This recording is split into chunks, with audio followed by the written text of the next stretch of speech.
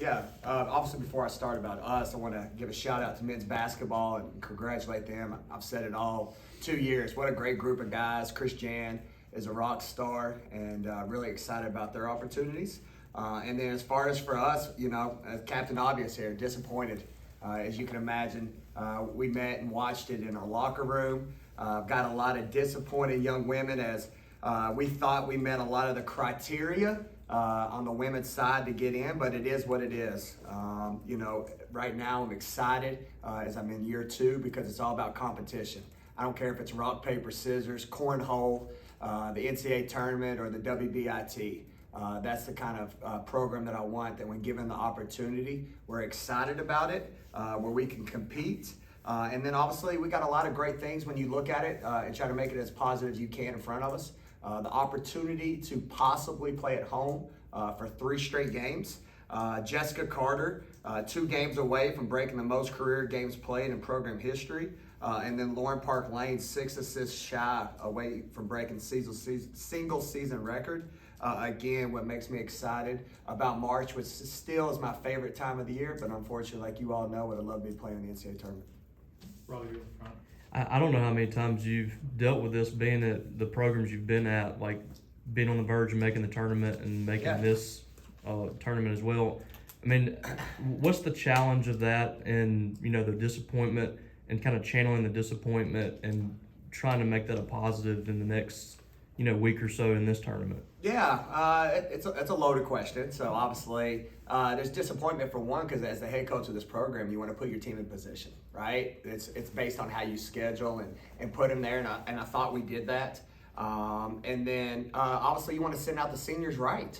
Any coach does. A lot of these kids came here for that opportunity. So you got to feel them, right? Because we put so much time and we're family together that when that happened last night, again, there's no words to describe that moment. We were heartbroken, but again, we kind of had that talk prior to the selection show. I had a hard conversation because you see a team like Miami. All right, they obviously didn't make it either. Next thing you know, last night, they're number 1 seed in the same tournament we are. And then I think 2 hours later, we find out that they checked out. They didn't even want to play. They canceled out. So that's where I'm excited as the coach, because I got a group of Bulldogs in there, like I've said, that love to compete. And that's what March is all about. So again, as hard as that is, I'm really excited as of today and right now that I got a group that wants to compete and play at home. Obviously, you guys are preparing for games, but the portal opens as well. I guess, how do you kind of balance that? And are there any players on the roster that won't be available because of that? Well, one, I was hoping, they've added so many new staff members. I was going to see if a couple of you guys could be added to the staff roster. Because, like I said before I came in here, I think I ate a hamburger. I haven't ate since like 7 o'clock last night. We've been going 100 miles an hour. Between putting film together, again, that's why I love my staff and I love this program. We work. We're blue collar. We roll up our sleeves. So as you can imagine, our show happened after the men's. So we're talking about what time we get out of the locker room? 8 o'clock. And then you find another 30 minutes before we find out who we're playing. So we didn't even start on film last night till 9 o'clock. So we worked hard on that. And then obviously I have an announcement, Nyanga Goni. We had a meeting earlier this week that she decided that she will not be returning. So we thought it was in best interest for the kids who do want to play that she go ahead and put her name in the portal. Wish that kid the best of luck, and I'll help her any way I can, but I appreciate her being considerate of our other teammates. Robbie. There's been a trend with a lot of teams that have decided, just like you said, Miami pass on this, and Tom Crean had some comments last night about it. Why did you decide and the team decide that you felt like this was best for y'all to continue playing and not kind of follow that path? Yeah, well, I'd be curious, one thing that as they talk about that, because again, I saw that same thing, is how many head coaches talk to their actual team, right? Was that decision made by the coaching staff or the players? And what I like as of right now, 11-10, is my team wants to play. That wasn't directed by me. And you couldn't ask for a better feeling as a head coach, again, because like I said, I don't care if it's rock, paper, scissors, or race out in the parking lot, up the hill, you name it. That's what you want as a head coach, is you want a competitive spirit. And that's what I wanted when I came in here as a head coach here is, again, we had, 3 straight years that we haven't made the NCAA tournament. I told you I wasn't going for the long haul. I was going for the short term, and we're going to punch and we're going to fight. And year 1, we made the NCAA tournament, and unfortunately, we were just short in the committee's eyes of doing it 2 years in a row. But again, it's about the spirit. All right, and that's all I ever ask for. Are you going to win every game? No, but have some spirit and a little competitive edge about you, and let's go out there and compete. And my players told me, Coach, because we talked about the possibility of not being in, and I wanted to know where they were at, obviously because of the climate around the country. And they said, Coach, we want to compete, and so that's why I'm excited today. Ben.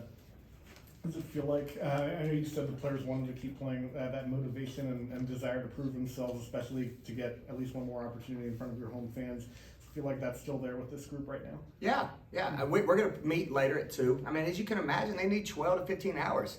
I mean, there's a lot of comparisons you can compare this feeling. I mean, those who've played athletics, it's a hard feeling. Again, you got to remember the time we put together. It's a year-round sport pretty much. We train in the weight room, we grind for this one moment. One shining moment's the best. And obviously this one shining moment for us in March will look different than last year. So they're heartbroken, but we got to regather, and it's like life. Sometimes you get punched, but you got to get up, and that's the message I try to send to them as the head coach of this program. So I'll have a lot more of those answers here at 2 o'clock when I see the team. Stephon. Obviously, talk about the goal always being the NCAA tournament. When you miss it, what kind of is the message to recruits this summer and going into next season? Yeah, I think it's one, postseason play, right? And I think it's realization too, and they know where we're at. Again, what I inherited and where we are at. To think that we're 20-win back-to-back season, having back-to-back season wins, and then signature wins. All right, that's where it's huge for us. That's where it's hard. I'm not going to get into the negative, but when you look at our resume, LSU, Ole Miss, A&M, Jackson State. Me and Nate were looking at it today. We played 18 tournament games this year on our resume.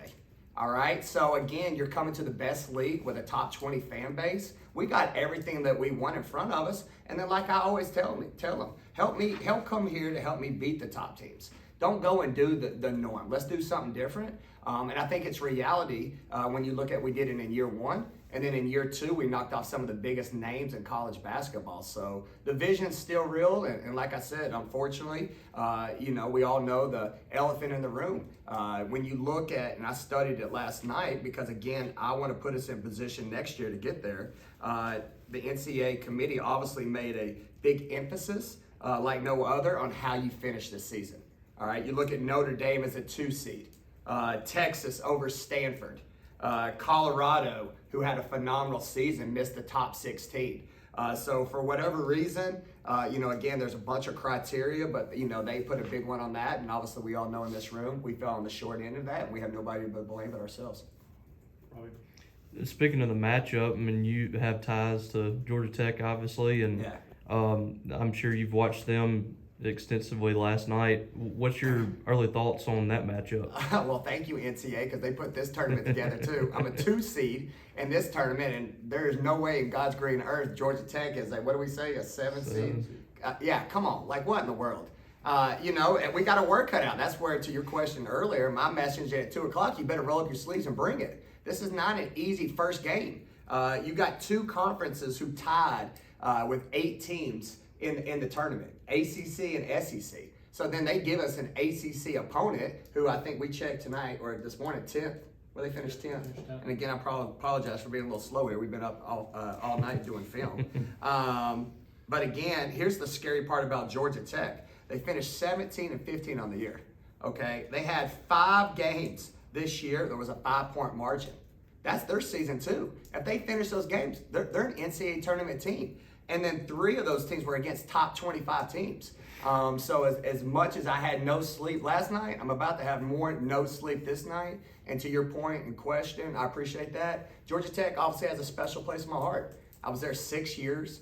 Nell Fortner was the second coach to give me an opportunity behind Joe Champy, so I'm forever grateful to her. She's a triple package as a head coach. You think first and foremost as a broadcaster early in her career. Phenomenal basketball coach who coached the Olympic team, WNBA, and in college. And then third and most important, she's a great person. So I know those kids at that institution because I worked there 6 years. They're blue collar, hardworking, have a lot of demands on them from an academic standpoint, and they're really good. So it's going to be an absolute war here at home. And that's another thing that excites me about March, playing in front of our fans. I can understand how you could be disappointed how things unfolded, but again, I keep telling you, look at the long haul. Look what we've done in 2 years. Look how we're fighting, and especially to your question, Robbie, when kids across the country could quit and not even determined to play, my kids choose to put on a uniform and keep fighting. And I don't think there's anything else that you'd want in life than a bunch of Bulldogs who are proud to represent this university.